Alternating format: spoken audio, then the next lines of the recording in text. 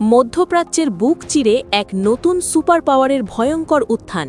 পারস্য উপসাগরে ইরানের সর্বগ্রাসী রণমূর্তি দেখে থরথর করে কাঁপছে গোটা পশ্চিমা বিশ্ব।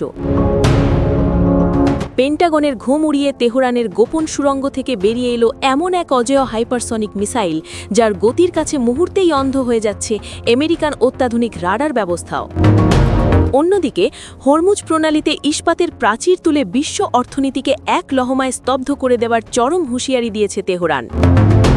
এতদিন যারা ভেবেছিল দশকের পর দশক ধরে চলা আর্থিক অবরোধ আর নিষেধাজ্ঞার চাপে ইরান হয়তো শেষ হয়ে গেছে, আজ তারা নিজেদের ভুল বুঝতে পেরে শিউরে উঠছে।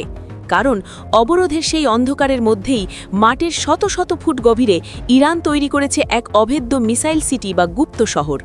হোয়াইট হাউস থেকে শুরু করে তেল আভিভ আজ সবার কপালে চিন্তার ভাঁজ।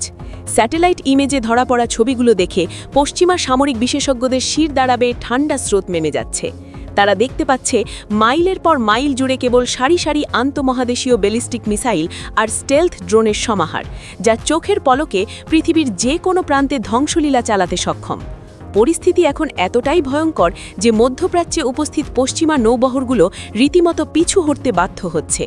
ইরানের রেভলিউশনারি গার্ডস আজ এমন এক চরম সাহসিকতা এবং সামরিক শ্রেষ্ঠত্বের দৃষ্টান্ত স্থাপন করেছে, যা দেখে বিশ্বের অন্যান্য দেশগুলো স্তব্ধ। রাতের অন্ধকারে যখন আকাশ চিরে ঝাঁকে ঝাঁকে ইরানি ড্রোন আর মিসাইল পরীক্ষামূলকভাবে ছুটে যাচ্ছে, তখন মনে হচ্ছে যেন আকাশ থেকে উল্কাপাত হচ্ছে।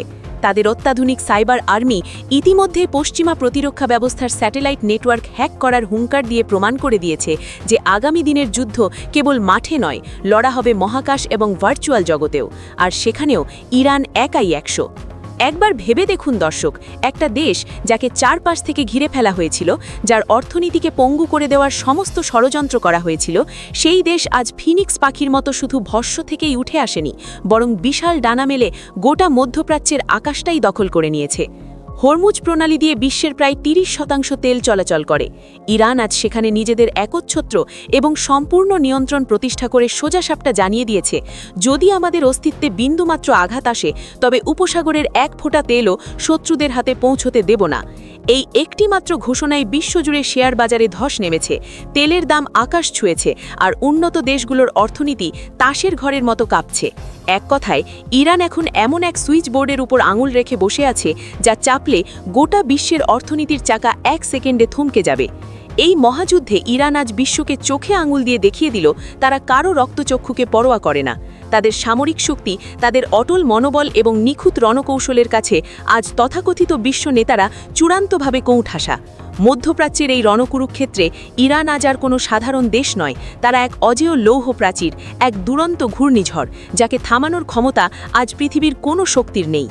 আগামী দিনগুলোতে এই নতুন সুপার পাওয়ার বিশ্বের মানচিত্রকে কিভাবে নতুন করে আঁকে, কোন দিকে মোড় নেয় এই স্নায়ুযুদ্ধ, সেটাই এখন সবচেয়ে বড় প্রশ্ন।